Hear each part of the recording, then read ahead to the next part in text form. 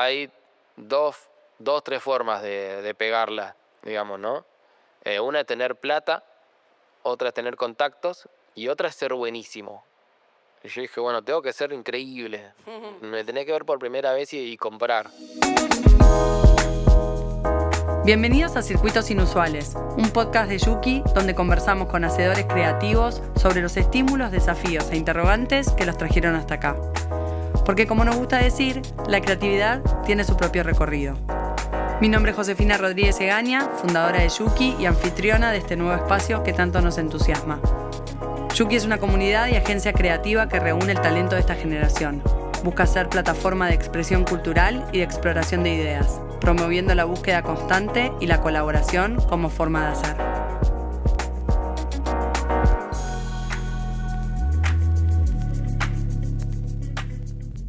Quiero entrevistarlo desde hace meses. Lea Di Giovanni, amigo de la casa, nos habló de él y desde ahí que lo seguimos de cerca. Willy Bronca se destaca como rapero, baterista, compositor y productor. Tiene 4 discos sacados y uno en camino. Tocó junto a artistas como Divididos, León Gieco y compartió escenario con Manu Chao. Su música es reflexión social.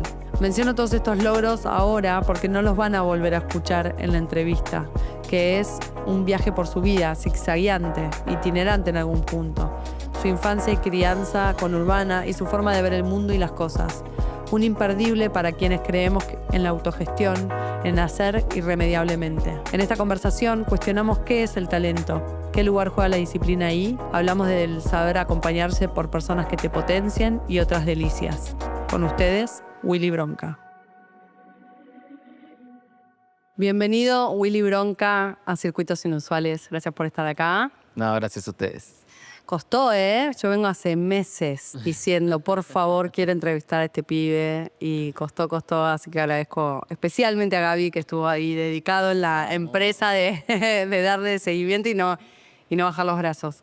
Así que, bueno, gracias por estar acá. Solemos arrancar con esta pregunta que es, ¿de dónde venís?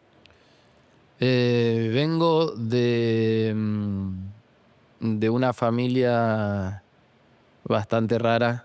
Nací en Perú. Por parte de mi viejo son descendientes de africanos, incas y españoles. De parte de mi vieja son descendientes de alemanes del Volga. Mirá. Que son alemanes que en la guerra tuvieron que emigrar hacia el río Volga, en el límite con Rusia. Entonces conservan modismos de un alemán como más antiguo. Uh-huh.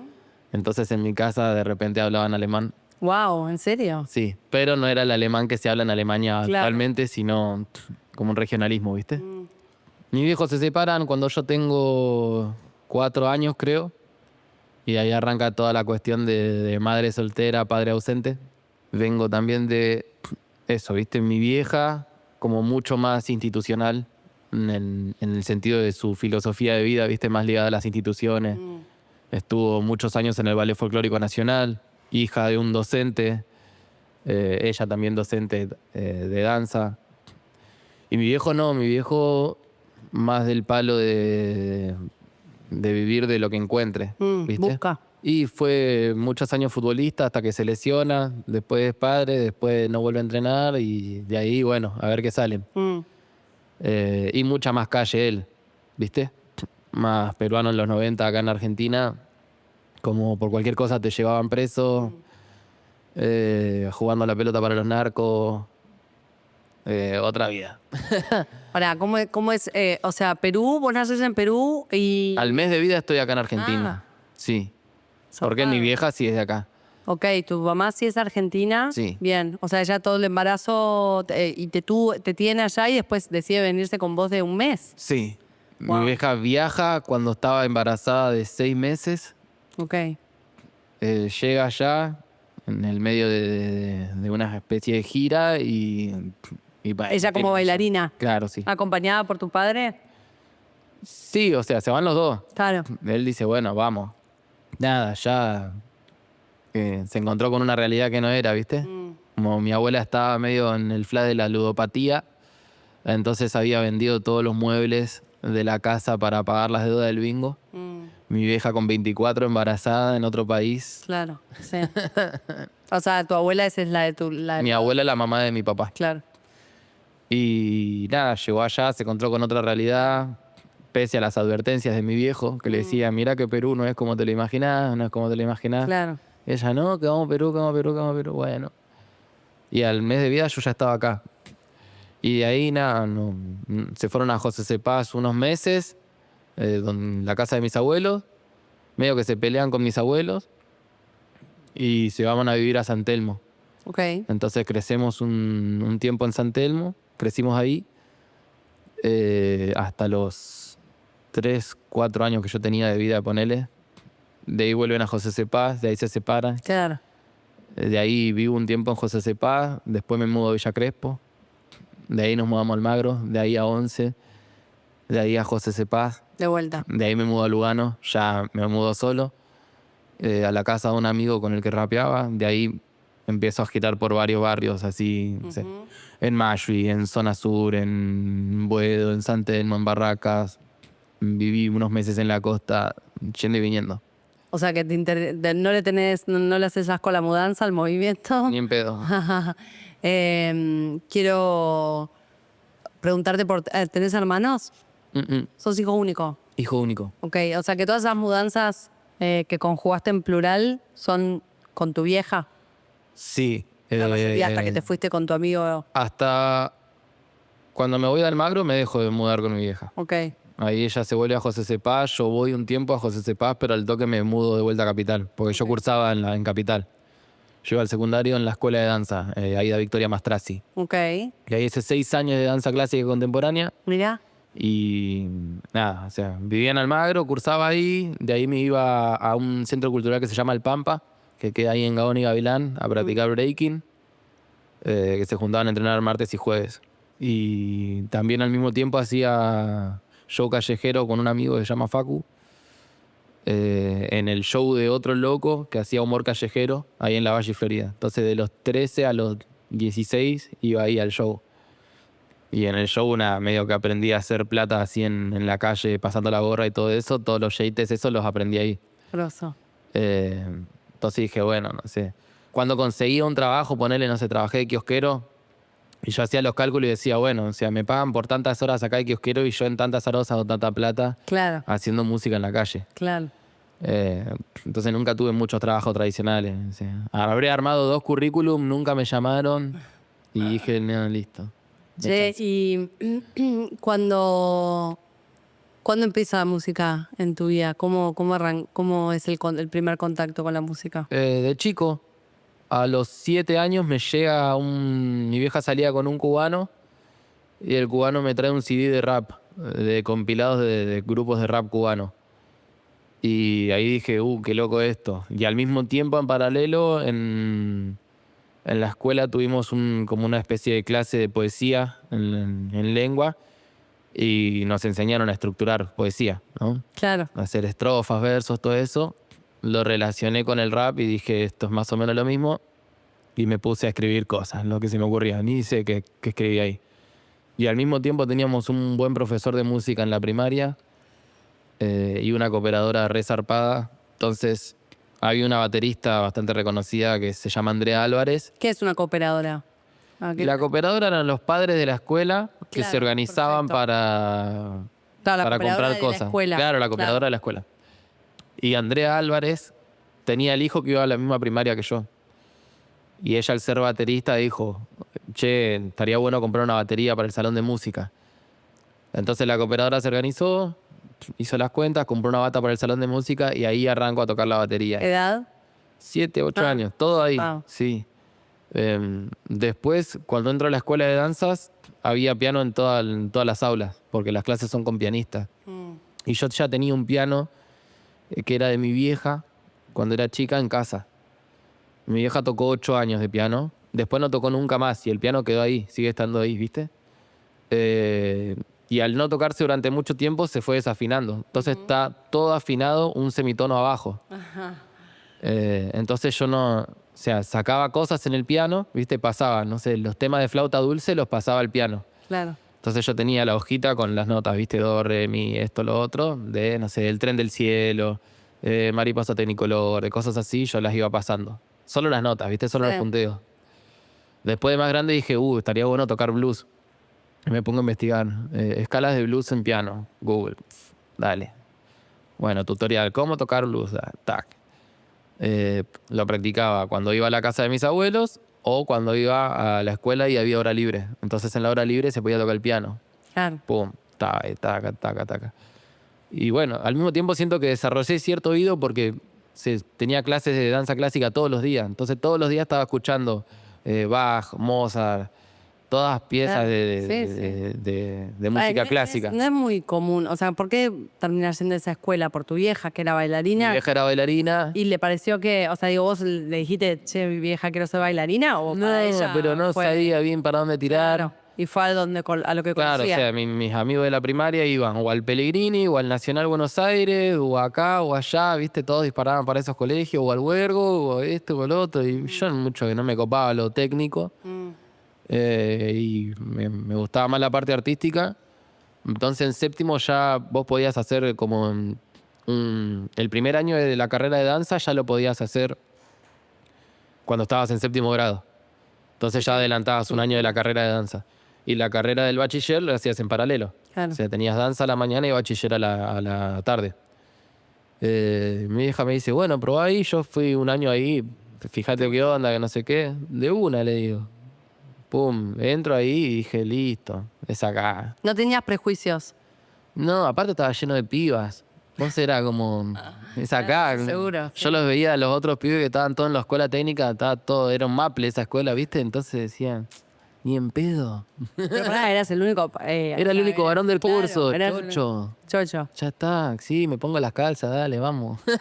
Y pará, porque además yo hice danza clásica de chica, o sea, es re físico, re postural, re disciplinado.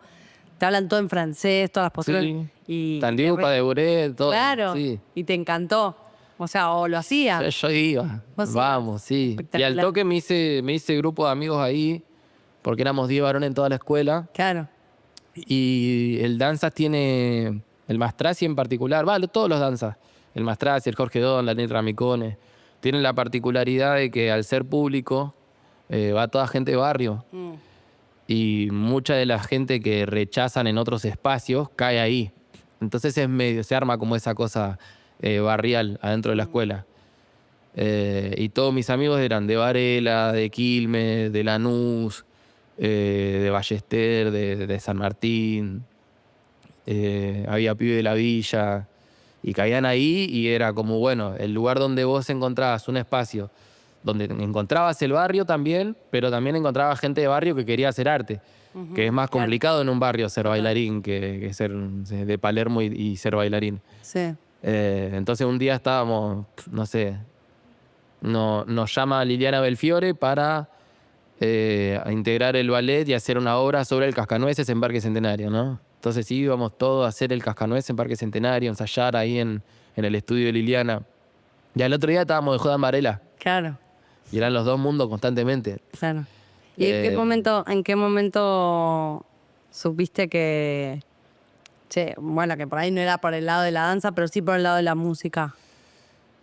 Medio que me pudrí del ambiente de la danza, ¿viste? Siento que en un fla los bailarines tenían como un pedo en la cabeza bastante zarpado. Dije, ¿En relación a qué?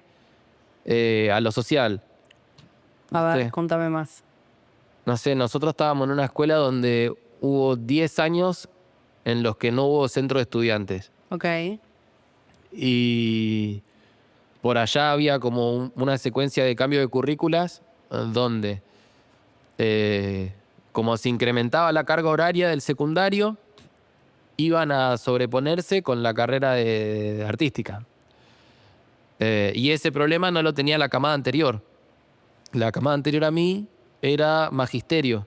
Ujú. Nosotros habíamos entrado cuando se crea el IUNA, se saca el magisterio y se crea la carrera de intérprete.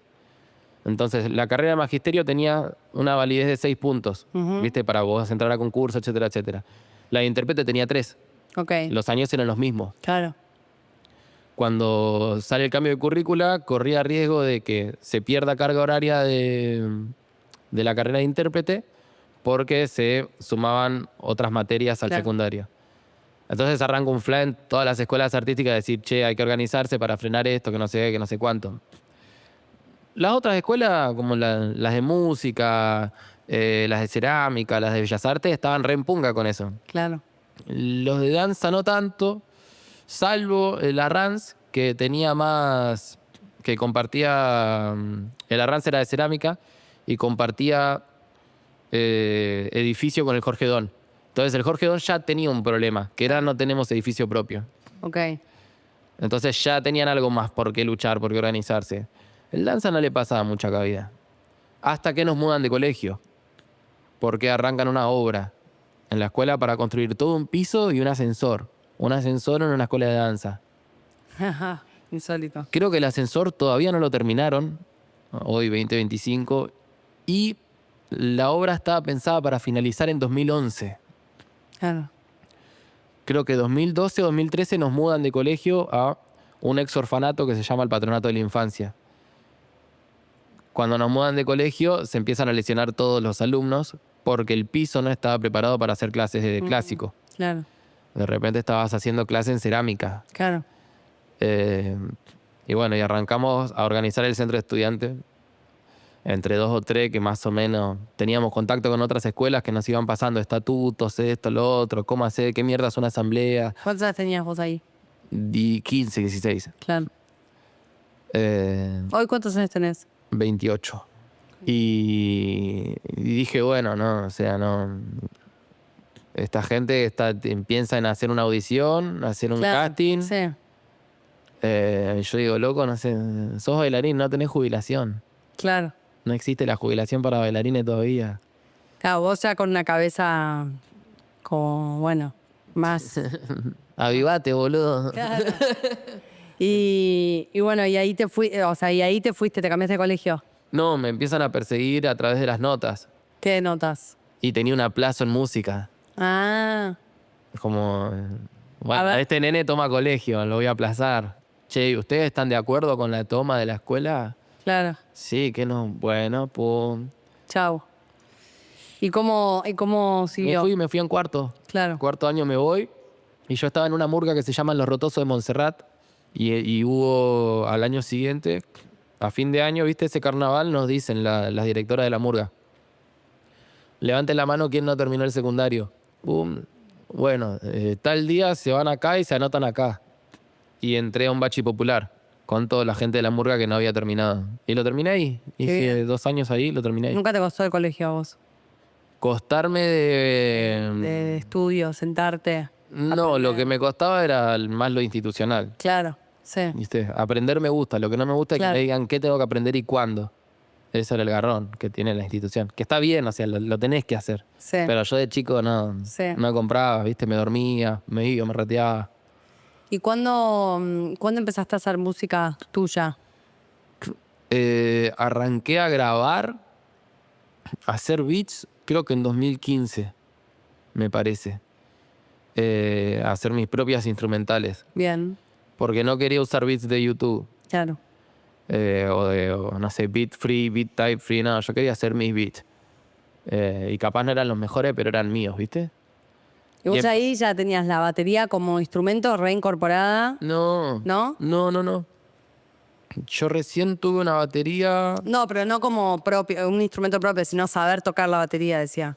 Sí, pero yo dejé la primaria y ya. Claro. Nunca más tuve una batería. Okay. Hasta después de la escuela de danza. Claro.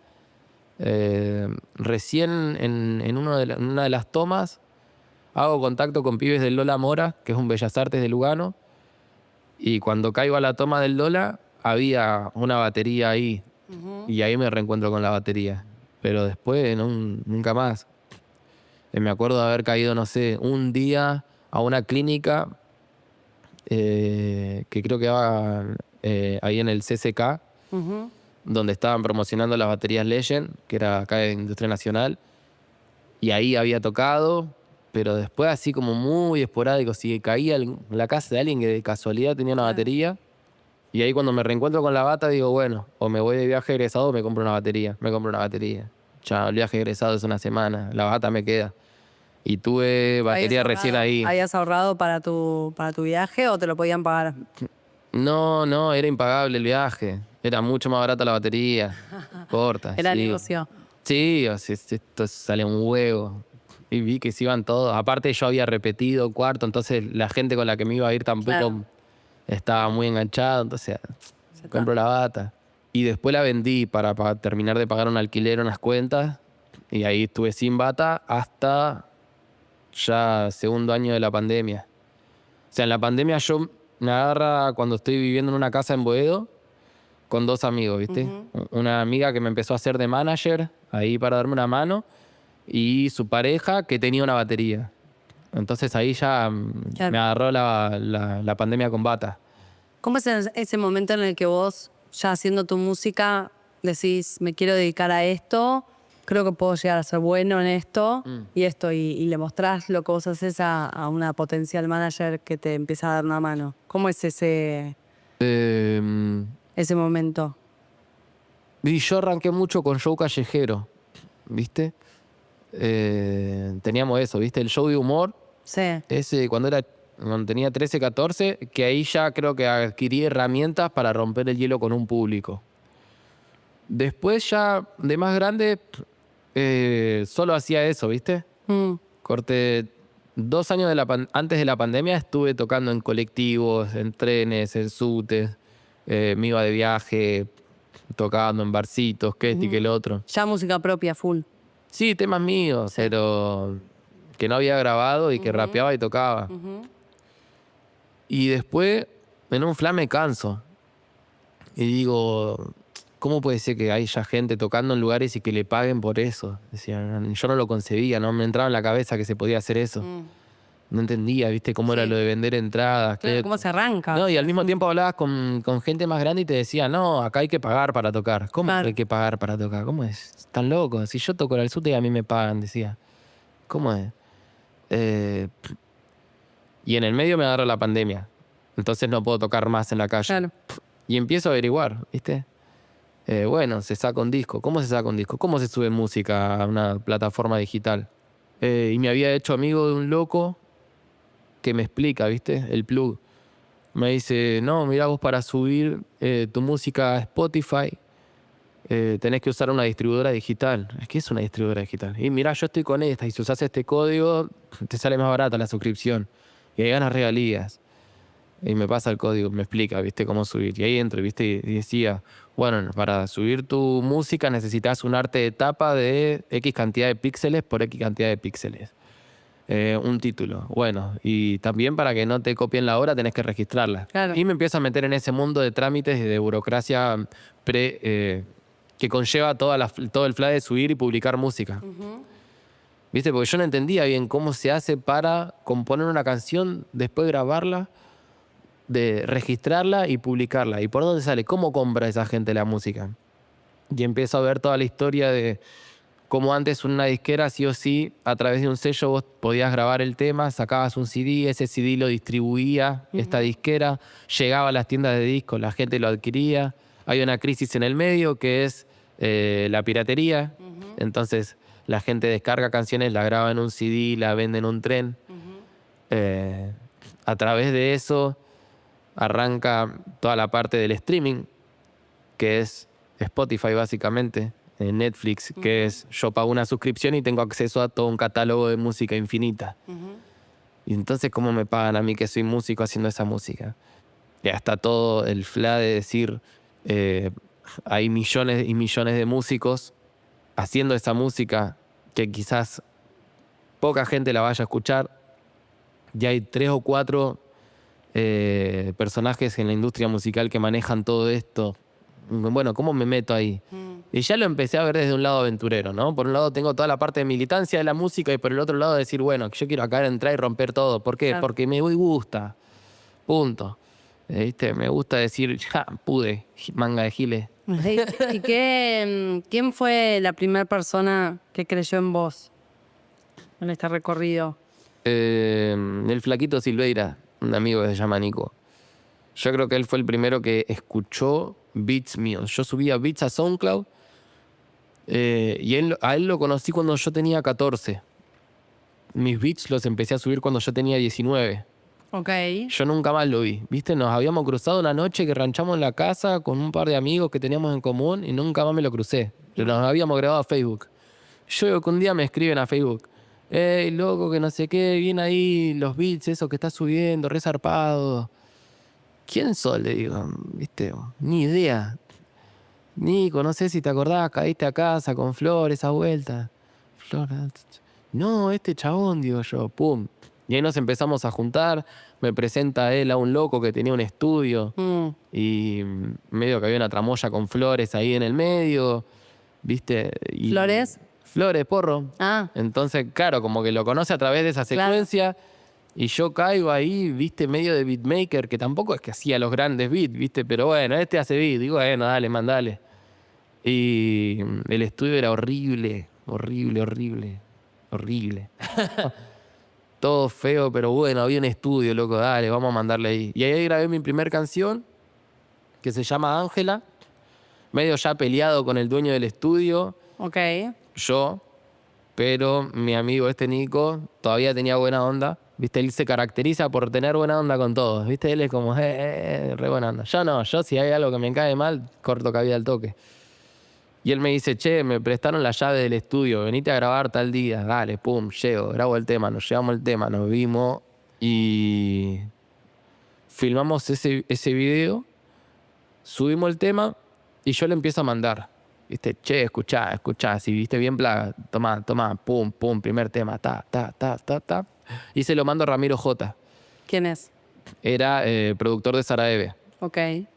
Ramiro me dice, che, le mostré el tema a Sara. Me dijo si te gustaría que la telonees en Niceto. Yo dije, zarpado, Niceto. Zarpado. Ay, no sé qué, no sé cuánto. ¿Y cuántos temas tenés? Y tengo ese. Tengo ese y un par más que les hice unos beats así medio pelo. Y fuimos y tocamos, creo que... Pará, pero ¿le dijiste la verdad? ¿Le dijiste tengo ese y tengo...? Sí. ¿Y te dijo, bueno, dale? Sí, mandale, sí, listo, dale. Okay. Sí, no importa, dale. Igual ya con esa zanahoria adelante... Te compusiste todo, ¿no? Sí. ¿Y cómo fue eso? Después de eso, ¿cuál fue el siguiente? O sea, tocas con teloneas a Sara. Sí. ¿Y cuál es el siguiente paso que decís? No, pandemia. Claro, chau. Ya está. Ahí se frenó todo. Terminó la historia, dijimos. Por eso, ¿y después? Y ahí yo ya me había comprado las cosas para un estudio. Y había aprendido a producir. Yo me había mudado a San Telmo con un loco que ya producía bastante. Y el loco me tiró un par de tips y yo dije, listo, con esto me defiendo. Era 2019, yo tenía una Intel Celeron horrible, una notebook que pobrecita se trababa toda, pero le había encontrado la maña para poder producir con eso. Y habíamos comprado micrófono, monitores y una plaquita. No, placa no habíamos tenido. La placa la había comprado Nico. Okay. Ese Nico tenía la placa. Yo tenía los monos y el micrófono y el otro loco tenía el espacio y la sabiduría para producir. Listo. Armamos equipo. Me peleó con ese loco también. Porque el loco medio que flashó con una piba, todo mal, y a mí me llega por una amiga diciendo, al final cualquiera tu amigo, que no sé qué, que no sé cuánto, y bueno, medio bondi ahí, digo, este chabón está haciendo cualquiera, me voy de acá, no tengo ni ganas de trabajar con el loco. Y me mudo a Boedo. Me llevo las cosas, me llevo el estudio.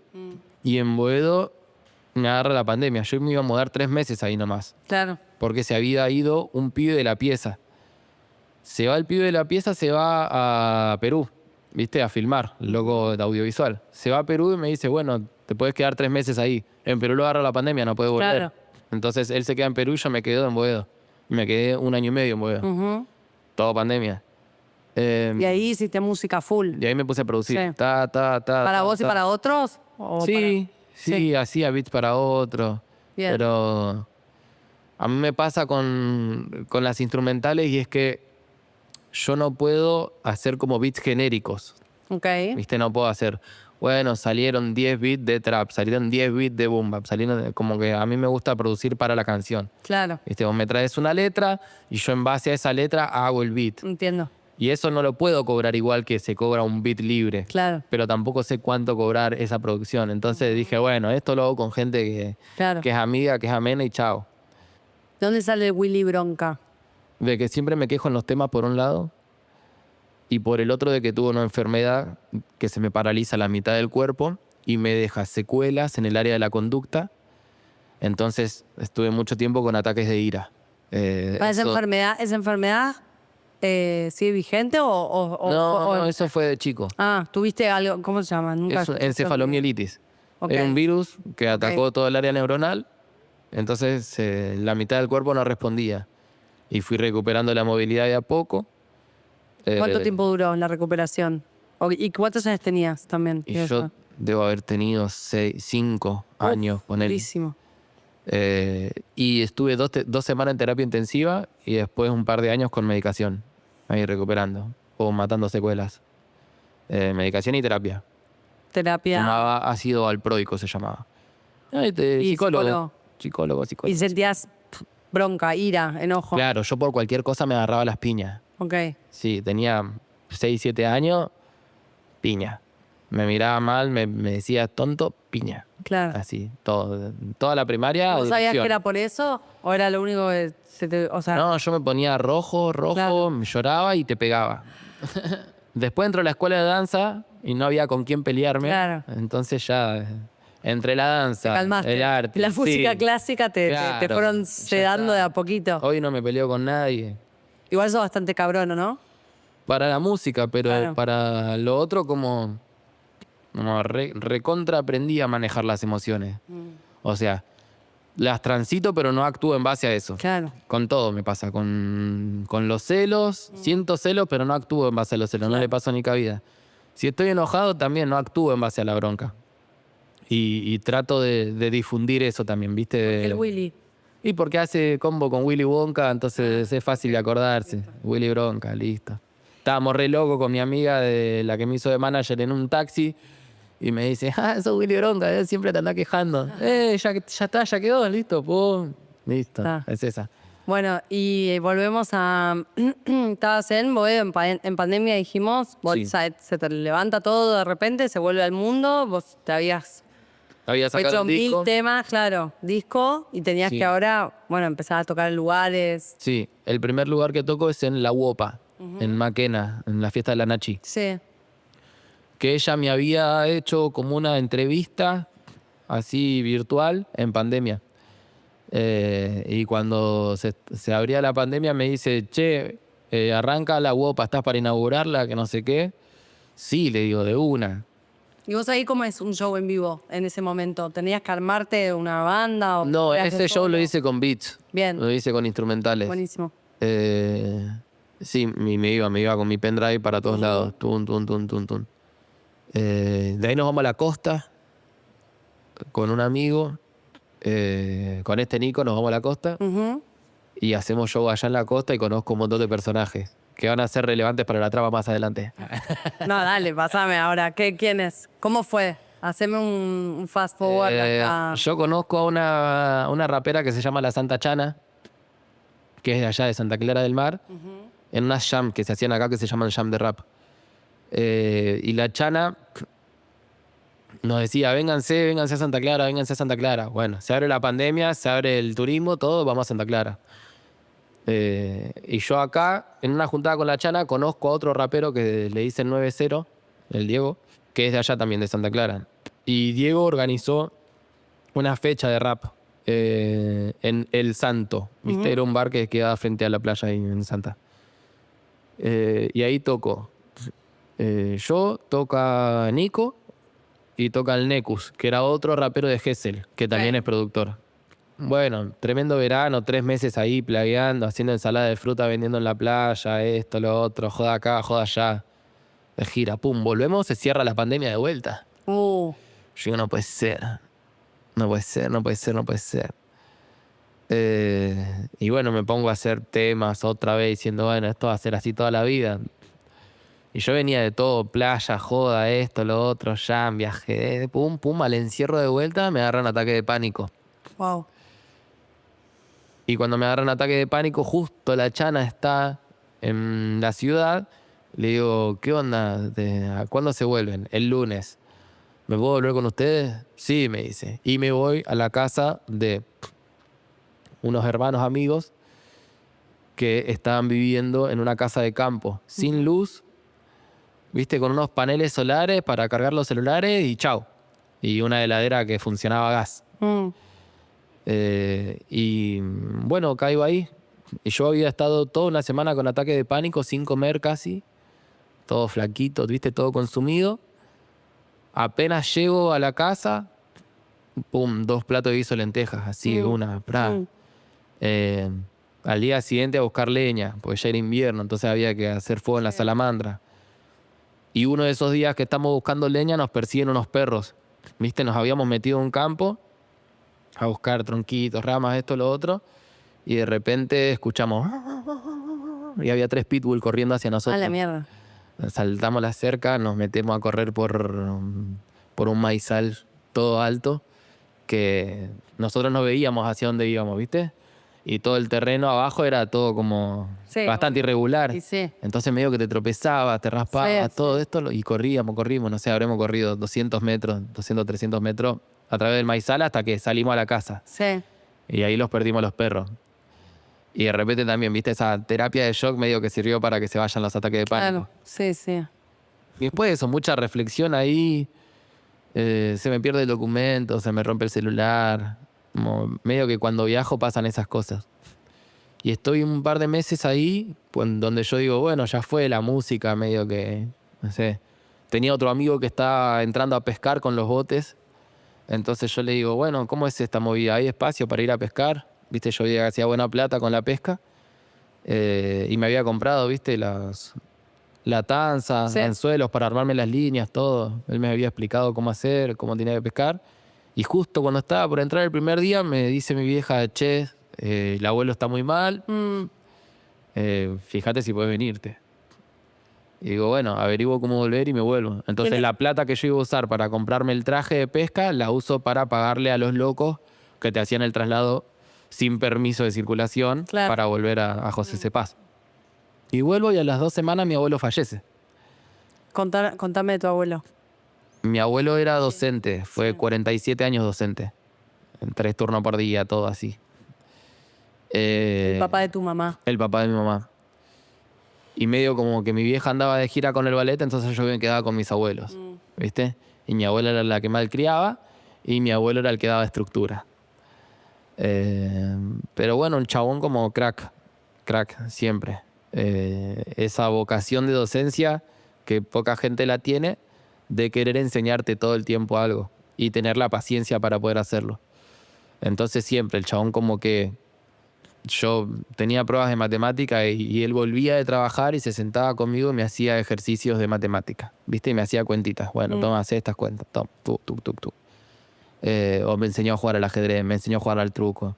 Íbamos a la terraza de José Cepaz y me decía, bueno, allá queda el norte, allá queda el sur, el sol sale por acá, el sol sale por allá.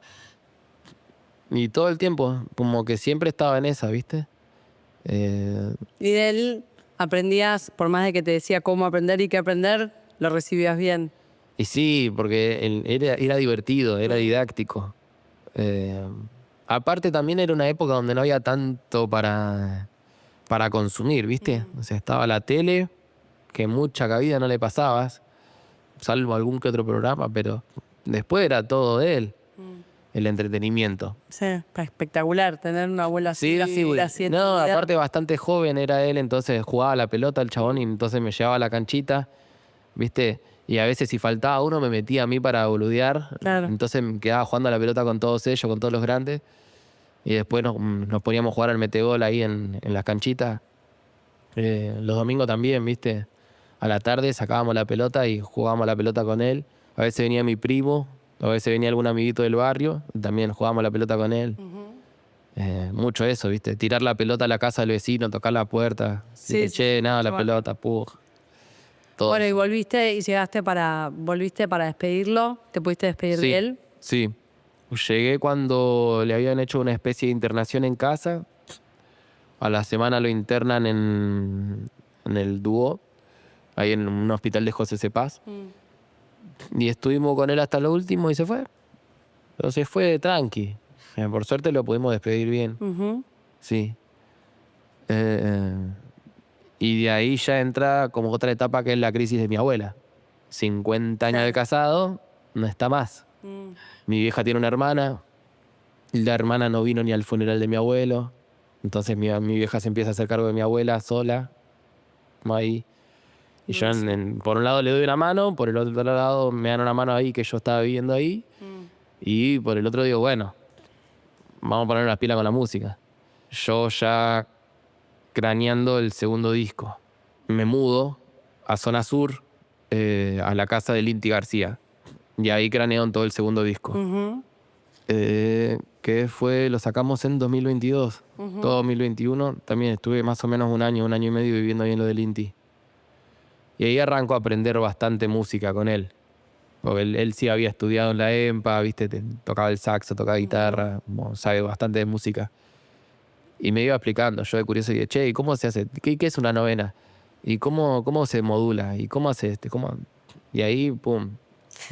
¿Qué en esos momentos que estabas ahí ya, bueno, que dijiste esto, vamos a ponernos las pilas con la música y tal, ¿qué tenías vos como ilusión de meta a cumplir, de objetivo y eso? ¿En qué momento dijiste, bueno, che, acá hay algo, yo ya me voy a dedicar a esto full? ¿En qué momento sentiste que la rueda empezó a rodar, ¿no? Y decís, bueno, puedo vivir de esto? Yo creo que con lo de Sara ya dije, listo, o sea, sacá. Ok, ahí ya estaba la elección, pero Sí. ¿y la posibilidad de vivir de la música cuándo sentís que...? Y es que siempre estuvo la posibilidad de vivir del arte desde que toqué en un subte y pasé la gorra. Claro.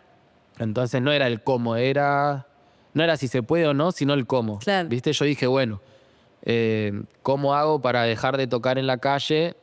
Porque yo veía músicos grandes, ¿viste? O sea, tipo... Grandes de edad. Sí, tipo de 60 años que estaban tocando en la calle. Y yo decía, no sé si quiero estar a los 60 años tocando en la calle. Capaz ellos sí, capaz es su elección de vida. Capaz no le quedó otra. Capaz se acostumbraron a esto. Capaz, listo, pasó. Pero no sé si yo tengo ganas de estar a los 60 años en la calle. ¿Cómo se hace? Y ahí empiezo a averiguar el cómo. Porque al mismo tiempo estaba toda la explosión del trap en Argentina. 2016 ya estaban explotando los pibes. Para 2020 ya eran estrellas. Entonces decía, puedo hacer esto. Y ya componía comparándome, ¿viste? Ya componía diciendo, bueno, ¿qué es lo que no me gusta de este, que le gustan todos? ¿Qué es lo que no me gusta? ¿Viste? Me ponía medio hater, pero para una cuestión de componer yo, de exigirme, ¿viste? Sí. Me puse muy exigente con la música. Y dije, bueno, hay tres formas de pegarla, digamos, ¿no? Una es tener plata, otra es tener contactos y otra es ser buenísimo. Y yo dije, bueno, tengo que ser increíble. Me tenés que ver por primera vez y comprar. Entonces, bueno, ¿cómo puedo ser increíble? Y las características de ser increíble, ¿cuáles son? ¿Viste? ¿Qué es lo que hace que esta música esté tan cebada? Y me concentré en las letras, me concentré en las métricas, me concentré en la musicalidad, me concentré en el sonido y empecé a producir desde ahí. Claro. Pero yo decía, bueno, solo con la letra ya me tenía que escuchar y decir, bueno, pum. Y en eso de momento lo que llamaba mucho la atención era la velocidad, ¿viste? Todo el doble tempo. Sí. Entonces empecé a componer cosas de doble tempo, pero decía, bueno, ¿qué es lo que va a diferenciar mi doble tempo del doble tempo de la gente que ya está sonando? Explícamelo, para yo que no sé del tema. Vos tenés células rítmicas para rapear. Ok. ¿No? Entonces, el rap está hecho en 4/4, que significan 4 negras por compás. Ok. ¿No? Como la mayoría de la música popular, la cumbia, la salsa, la bachata, el cuarteto, un montón de música, todo lo puedes contar en 1, 2, 3, 4. En esas negras, vos la podés subdividir en corcheas, ¿no? Ok. Entonces, 1, y 2, y 3, y 4. Y así en distintas células rítmicas. La mayoría del rap está escrito en corcheas. Ok. ¿No? Me levanté hace un rato y no me lavé ni la cara. Sigo preocupado porque la comida es cara. Taca, taca, taca, taca, taca, taca, taca. Taca, taca, taca, taca, taca, taca, taca. Lo puedes subdividir en seisillos. Taca, taca, taca, taca, taca, taca, taca, taca, taca, claro. taca, taca, taca, taca, taca, taca, taca, taca, taca. Eso lo rellenás con sílabas, ¿no? construyendo palabras. Cansado de ver cómo va colapsado el vagón, de ver cómo suben los precios, tener que tomarme el expreso porque vivo lejos. Y no, tener esa suerte de mérito, tengo mi léxico, bro, ya estoy. Entonces, eso tiene su atractivo. Sí. Es una cadencia, es algo que a vos te hace moverte. Sí. Y empiezo a componer desde ahí. Ok. Pero digo, bueno, esto lo puedo rellenar con gilada, que era bastante lo que estaba sonando, ¿no? Tengo el estilo tranquilo, te digo, mi amigo, respiro, confiro, que tomo los vinos. O le puedo meter una data más de letra de, no sé. Dije, bueno, voy a hacer un rap en doble tempo que hable sobre gatillo fácil. Entonces digo, no pienso tomarme un descanso, sigo en pie de lucha y va por cada caso. En el norte fue Floyd, acá Facundo Descalzo, en Brasil asesinaron a Mariel Franco. Las Fuerzas Armadas actuaron en modo automático, es un accionar sistemático, culpables de todos hechos estos trágicos. Y empiezo a rellenar toda esa estructura de flow y de rítmica con contenido social, que era lo que yo sentía que no había en ese momento. Y eso a mí mi plan era ese, ¿viste? Mi plan era, bueno, esto va a marcar la diferencia. Y no solo eso, sino que también me voy a meter en un mundo en donde no estaba sonando esa lírica. Vos tenías todo lo que era rap social, rap consciente, ¿viste? Con problemática que esto, encasillada en un género que era el boom bap, ¿viste? Que era el... Entonces, si sonaba así, eras más real. Claro. Y si usabas una pista de trap, era comercial. Yo digo, la chota, yo voy a cantar estas letras en el sonido más comercial posible en ese momento. Entonces me puse a hacer beat de trap y a rapear esas cosas sobre beat de trap. Y eso llamaba la atención. Total. Sí. Medio que fue por ahí mi plan, ¿viste? Después ya empezó a ser más común, entonces digo, bueno, si puedo tocar un instrumento y rapear al mismo tiempo, también puede llegar a llamar la atención, porque no hay gente... Y siempre buscando eso, ¿viste? Siempre buscando hacer algo que los demás no estén haciendo. Sí. Sí. Entendía como ese patrón entre lo que yo veía que la pegaba. ¿Y hoy qué estás buscando? Hoy estoy buscando más la autenticidad y lo orgánico. Como que me pudrí del sonido procesado, me harté del autotune, me harté de que haya bancos infinitos de sonidos que no sé qué es, ¿viste? Como que estoy escuchando mucha música de gente que está tocando solo con una guitarra o solo con un piano. Claro. Como más puro. Sí, siento que hasta 2017, 2018, como que todavía estaba esa rama de la música medio en punga y que después dejó de suceder y todo se fue yendo más hacia lo digital, hacia el tune, hacia la IA. Claro. Bueno, el concepto de los pibes ahora, de los Overboy, de que murió la música, como medio por ahí. Y gente que hacía ese tipo de música también empieza a experimentar con el tune, con esto. Entonces empieza a sonar todo más o menos igual. Salvo, ¿no?, casos particulares. Como, no sé, Milo J, que tiene una búsqueda más... A mí me llama más la atención. Y empecé a estudiar instrumentos. Ahora, como si tengo la posibilidad de aprender un instrumento... Siempre fuiste así, muy de querer aprender cosas, ¿no? De absorber data. Sí, siento que me nutre bastante. Sos muy inquieto en ese sentido. Sí. Sí. Me divierte, es mi divertimento. Lo veo como un juego, como un desafío de... me salió... ¿Te ha pasado de perder un poco el no sé si el ánimo o el por qué estoy haciendo esto? O sea, que... No sé, más cuando por ahí en el mundo de la música, supongo que desde poder compararte, porque bueno, tuviste siempre esta búsqueda de diferenciarte, entonces quizás el motor, la nafta era eso, ¿no? Quiero ser distinto, quiero ser distinto.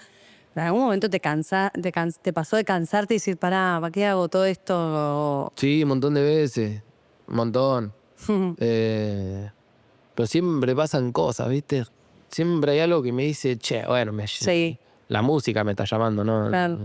Yo capaz que soy feliz con otra cosa también, ¿viste? No. Pará, ¿vos sos feliz con otras cosas también? Sí. Sí, yo esté donde esté encuentro la manera de ser feliz, sí o sí. Qué lindo eso. No sé, aprendí a vivir así, ¿viste? Y siento que tuve también muchas vidas como... Sí. Como eso, desde chico hice muchas cosas, hice fútbol, hice básquet, hice taekwondo, hice capoeira, hice natación, hice esto, hice... En todo le encuentro como su cosa, su divertimento. Que para quien no te conoce y escucha tu música, sonás medio hater de todo, ¿viste? O sea, esta cosa de la crítica, ir tan al hueso y demás. Sí, porque es sé lindo que puedo saber ser mejor. A ver. Es como vos tenés un montón de ingredientes en la heladera y solo haces papas fritas, ¿viste? Y vos sabés que puede estar mejor esa comida. Que vos lo puedes acompañar con un par de... Y tenés todos los ingredientes para hacerlo. Y es una pena que no se haga, ¿entendés? Es una pena en el país que tenemos que estén pasando las cosas que están pasando. Habiendo ya cocinado mejores cosas antes. No te digo que fueron la mejor comida, pero era mejor, boludo. Entonces, si eso era mejor, critiquemos eso para mejorarlo. No para que venga cualquier gil. Y siento que está todo muy tonto también, ¿viste? Está bajísima la vara en un montón de cuestiones. Creo que los celulares tienen mucho que ver. Esta cuestión de videos de 15 segundos, del scroll infinito, creo que nos está deteriorando el cerebro bastante. Y ese deterioro se ve reflejado en cómo consumimos las cosas, en cómo elegimos las cosas. No siempre lo que más se consume es lo mejor, ¿viste?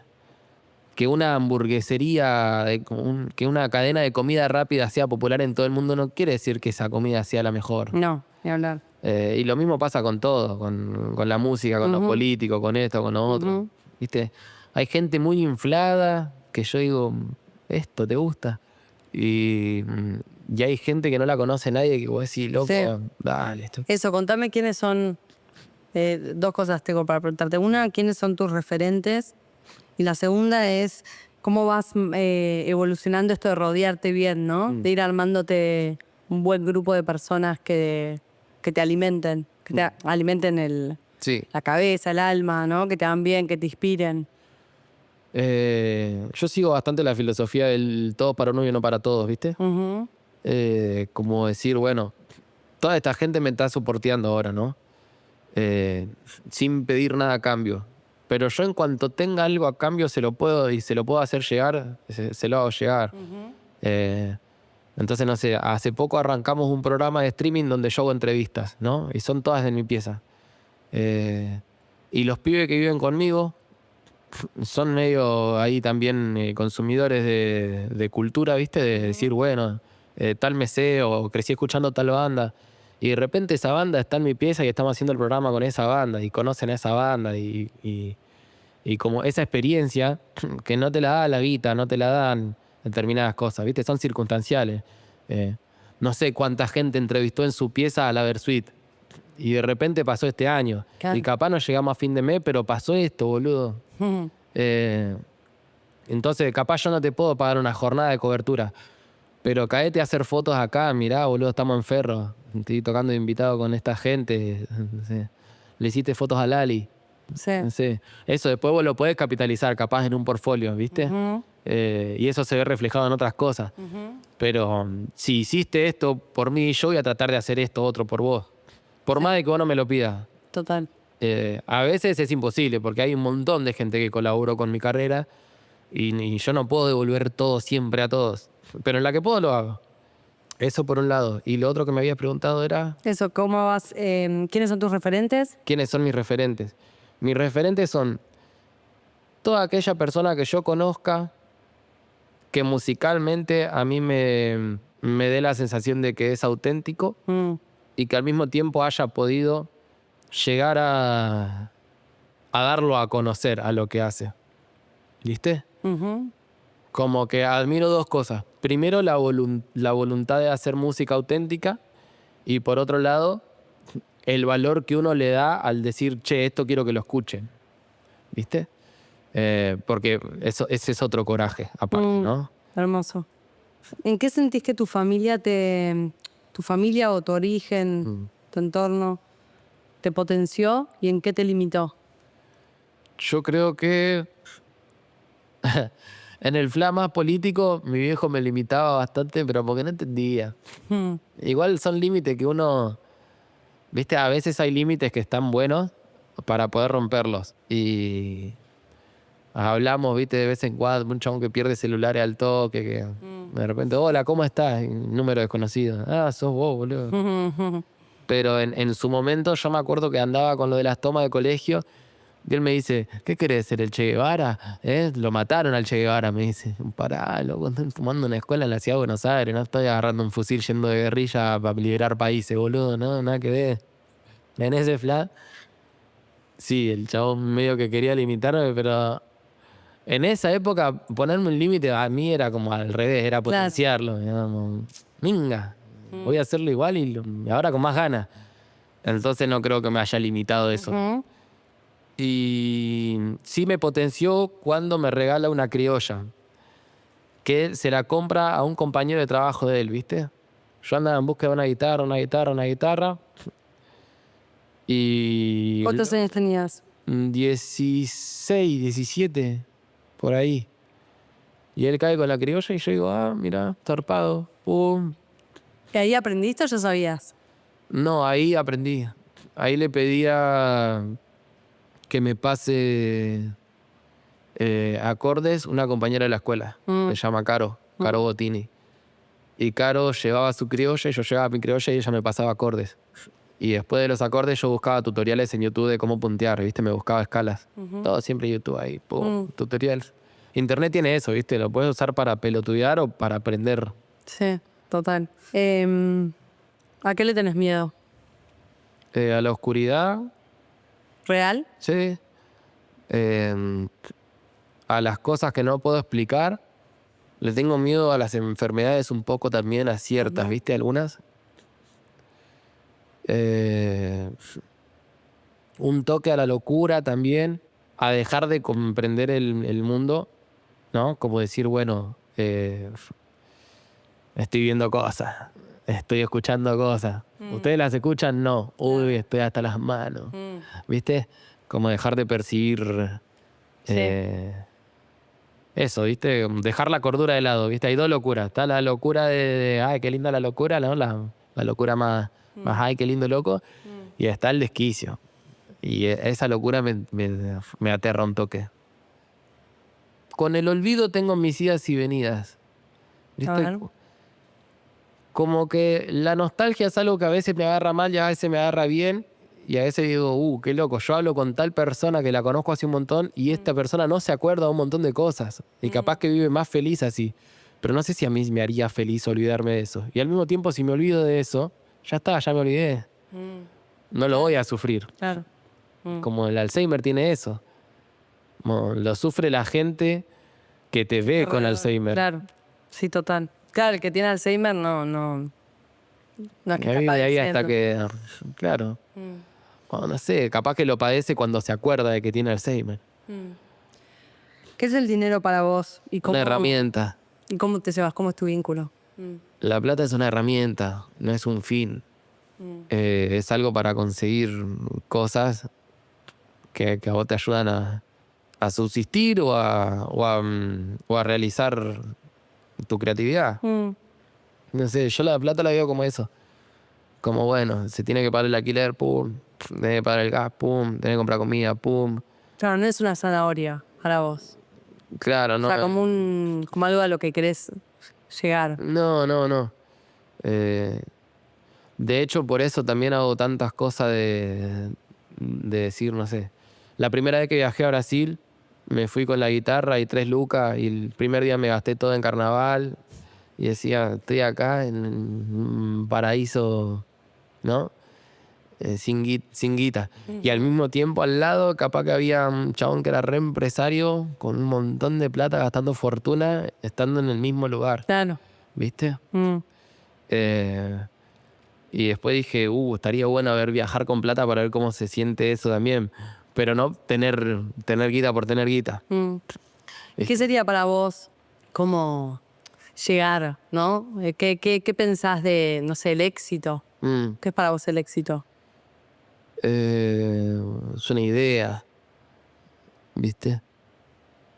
No sé si, qué sé yo, estar consagrado, pero creo que el éxito es un estado mental, o sea, tiene que ver con la tranquilidad. Si vos estás tranquilo, ya está, ya tenés éxito. Y después está la idea que se tiene como sociedad de cumplir una meta, de cumplir un sueño, de estar realizado. Pero yo creo que ya hice cosas que no me imaginé nunca que iba a hacer y no sé. ¿Y qué te genera ilusión hacia el futuro? ¿Qué te gustaría? ¿Qué anhelás? Como, ojalá logre esto, ojalá me pase tal cosa. Y de todo, pero por curioso, ¿viste? No por una cuestión de si no hago esto antes de morirme la voy a pasar re mal. Claro. ¿Viste? Sino de decir, ya estas son cosas de y si pasa, oh, cheto. Pero, O sea, sos manija con eso, con lo que te ilusiona, las ganas. sí, pero porque me manejé a las probabilidades, me manejé a la posibilidad, ¿viste? Me acuerdo que hace mucho escuché la teoría esta de que estás a 7 personas como máximo de cualquier persona que quieras conocer en el planeta. Y hoy creo que ese número se me redujo un montón. Mirá. Por las redes sociales quizás pasó eso, pero no sé, si querés conocer, y lo divertido es poderlo decirlo, ¿no? Poder decir en palabras, no sé. Si quiero conocer a Putin, ¿no? Ponele, voy a decir el presidente de Rusia, ¿no? Voy a decir, ni en pedo. O sea, ¿cómo hace para conocer a Putin? ¿Cómo es que estás a 7 personas de conocer a Putin? Y no sé, yo conozco a Saracho conoce a Cristina conoce a Putin. Tiene a 4 personas de un presidente Claro. de que está del otro lado del planeta que habla un idioma que no voy a entender nunca. Y es muy gracioso eso. Me gusta verlo como algo. No quiero conocer a Putin, pero es muy gracioso saber que si estoy a 4 personas de conocer a Putin, puedo hacer un montón de cosas más. Está buenísimo. Che, vamos para ir cerrando. Quiero preguntarte, ¿tuviste alguna vez como un prejuicio de vos mismo, como una idea tuya falsa, que después demostraste falsa? ¿De qué? ¿De mí o de alguien más? No, tuya. De algo que creías de vos mismo que... Viste que te convenciste de algo de vos que no era así. Puede ser bueno o malo. No sé, siempre fui muy competitivo en ese aspecto. A ver, ¿cómo es? Y como si me digo que no puedo hacer algo, no, puedo. Claro. Hasta que no fracase millones de veces, estoy convencido de que lo puedo hacer. Hermoso. Cualquier con cosa. Esa seguridad. Pero creo que hay métodos para hacer las cosas. Entonces, ¿Sos metódico? Sí, yo creo que cualquier persona puede hacer cualquier cosa. No creo en la palabra, en el talento o en la facilidad para hacer algo. Pero creo que en los bloqueos mentales. Lo tuyo es pura disciplina y práctica. Sí. Wow. De decir, bueno, 1 más 1, o sea. ¿Cuánto tardás en aprender a caminar? Y todos los días ves a las personas caminando. Y por allá tuviste un par de años para aprender a caminar. Y todos caminan. Salvo, bueno, si tenés alguna discapacidad, pero si no, caminás, boludo. Y aprender a correr y tardaste también. Y en aprender a saltar y así. Y en aprender a agarrar algo con la mano y también tardaste en usar... ¿Cuánto tardaste en usar cubiertos? En atarte los cordones. Che, ¿qué le dirías a tu voz de los 13? ¿De los 13 años? Sí.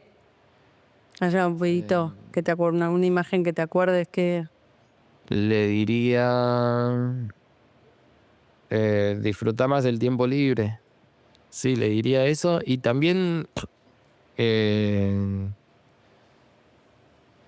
no sé, igual yo siento que la viví re piola. A los 13, aunque la hice bien. No... Nada, hacer la misma. Igual. Sí, igual. No le diría nada. Y algún artista puede ser de cualquier rubro, pero gente que tenga cerca, ¿viste? Esa gente que decís, che, esta persona tiene que darse a conocer, o me encantaría que lo que hace esta persona se conozca más. Sí. Que se te viene alguien hacia la mente. Un montón. ¿Alguno? Menciona alguna. ¿Puedo decir varios? Caro Esmar, cantante.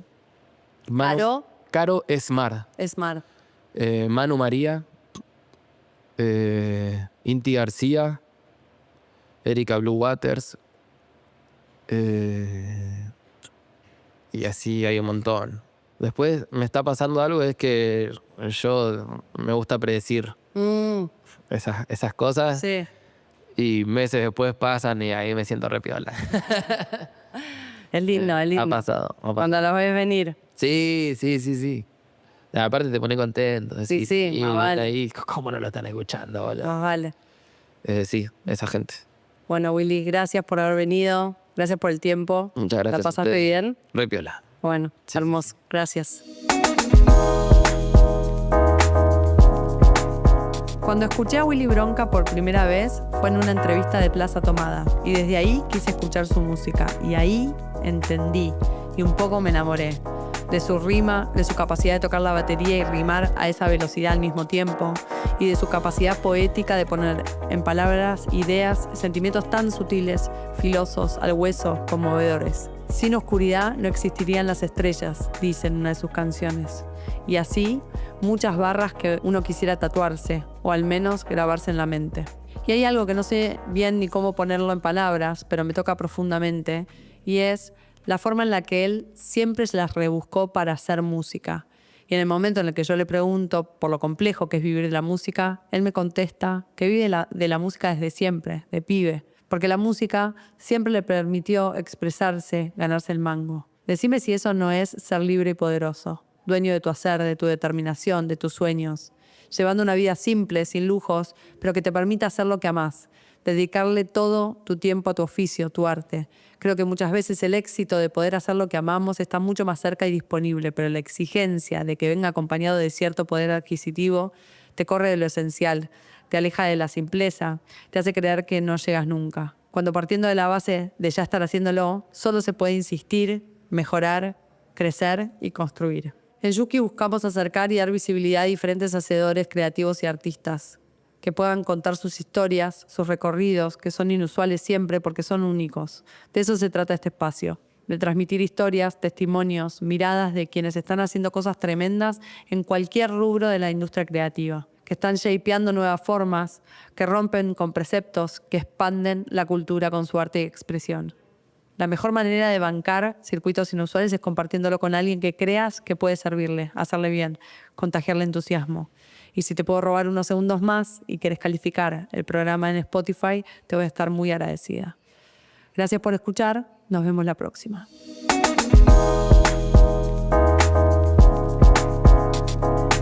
Esto fue Circuitos Inusuales, idea original y producción de Yuki. Búscanos en redes como Yuki Culture. Agradecemos a Huerta Coworking por el espacio. Josefina Rodríguez Egaña fue la host. La producción y el guión estuvieron a cargo de Gabriel Kirchuk y Janela Bornisen. Operación y edición por Julián Danel. Identidad visual y comunicación estuvo a cargo de Catalina Luza, Janela Bornisen y Victoria Brouchi. Música original a cargo de Hernán Espaleta.